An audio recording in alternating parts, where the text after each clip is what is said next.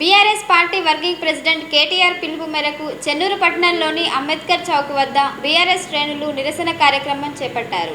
BRS party working president KTR పిలుపు మేరకు చెన్నూరు పట్టణంలోని అంబేద్కర్ చౌక్ వద్ద బీఆర్ఎస్ శ్రేణులు నిరసన కార్యక్రమం చేపట్టారు. అనంతరం అంబేద్కర్ విగ్రహానికి వినతి పత్రం అందజేశారు. లగచర్ల ఘటనలో గిరిజన రైతులకి సంఖ్యలు వేయడం కాంగ్రెస్ ప్రభుత్వ నిరంకుశత్వ ధోరణికి నిదర్శనమని బీఆర్ఎస్ నాయకులు మండిపడ్డారు. నెల రోజులుగా రైతులను జైల్లో ఉంచుతూ కక్ష సాధింపు చర్యలకి పాల్పడుతున్నారని ఆరోపించారు. భారత రాజ్యాంగం ప్రకారం జీవించే హక్కును హరించే విధంగా కాంగ్రెస్ ప్రభుత్వం దుశ్చర్యలకి పాల్పడుతుందని మండిపడ్డారు.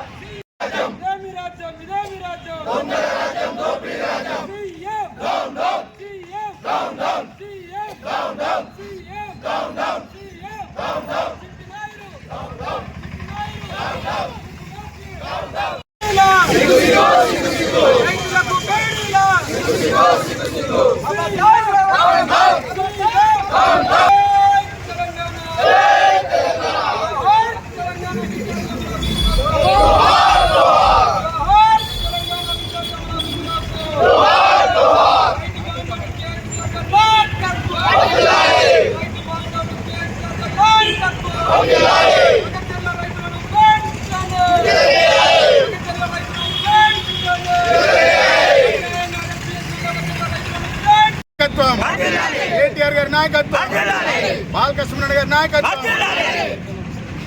గత నవంబర్ నెలలో ఏదైతే పేద బీసీలు, దళితులు, గిరిజనులు, రైతుల యొక్క భూములని ఈ రేవంత్ రెడ్డి ఓటుకు నోటు దొంగ, ఈ రేవంత్ రెడ్డి కాంగ్రెస్ సర్కార్ దుర్మార్గంగా ప్రవర్తించినటువంటి తీరుని, వారిపై అమానుషంగా దాడి చేసి వారి మీద అక్రమ కేసులు బరాయించి నెల రోజుల నుండి రైతులని జైల్లో పెట్టడం నిజంగా చాలా ఈ యొక్క కాంగ్రెస్ గవర్నమెంట్ సిగ్గుచేటు చర్యగా ఈరోజు బీఆర్ఎస్ పార్టీ దాన్ని భావించి మా యొక్క గౌరవనీయులు BRS party working president KTR అన్న గారి పిలుపు మేరకు లగచెల్ల రైతులకు బీఆర్ఎస్ పార్టీ ప్రతి నియోజకవర్గంలో అండగా ఉంటుందని చెప్పి ఈరోజు చాలా గొప్పగా బాబాసాహెబ్ అంబేద్కర్ గారు ఎంత గొప్పగా అంటే ప్రతి ఒక్క మానవుడికి, ఈ యొక్క భూమి మీద నివసించే ప్రతి మానవుడికి తన హక్కులని ఎలా కాపాడుకోవాలి, హక్కులని హరిస్తే ఏమి చేయాలని చాలా అద్భుతంగా రాజ్యాంగంలో రాసిండు.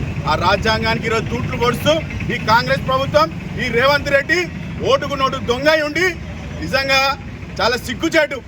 నేరుగా రేవంత్ రెడ్డి దొంగగా దొరికి ఈరోజు ఎటువంటి నేరం చేయని ఎమ్మెల్యే మన మహేందర్ అన్నని కూడా ఈరోజు ఆ కేసుతో బనాయించి జైలు పాలు చేయడం నరేందర్ అన్నని నిజంగా సిగ్గుచేయడని చెప్తా ఉన్నాను.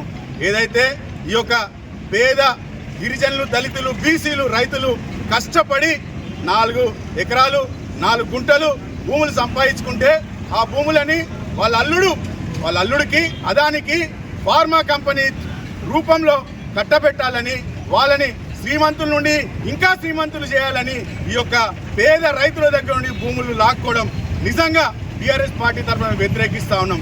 ఖచ్చితంగా వారి పక్షాన, రైతుల పక్షాన, రైతులకు ఎక్కడ అన్యాయం జరిగినా బీఆర్ఎస్ పార్టీ అండదండగా ఉంటుంది.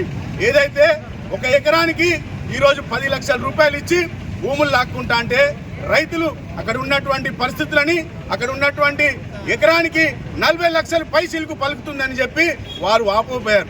వాళ్ళు వినతి పత్రం ఇచ్చారు. అయ్యా, మాకు తగిన రేటు ఇచ్చి మీరు భూమిని తీసుకోండి, మేము మీకు సహకరిస్తామని చెప్పారు. కానీ ఈ యొక్క రేవంత్ రెడ్డి అవగాహన ఉండి పేద రైతులు వాళ్ళు ఏం చేస్తారు అనే ఒక దురాలోచనతోని ఈరోజు ఆ రైతులని భూములు లాక్కునే ప్రయత్నం చేసిండ్రు.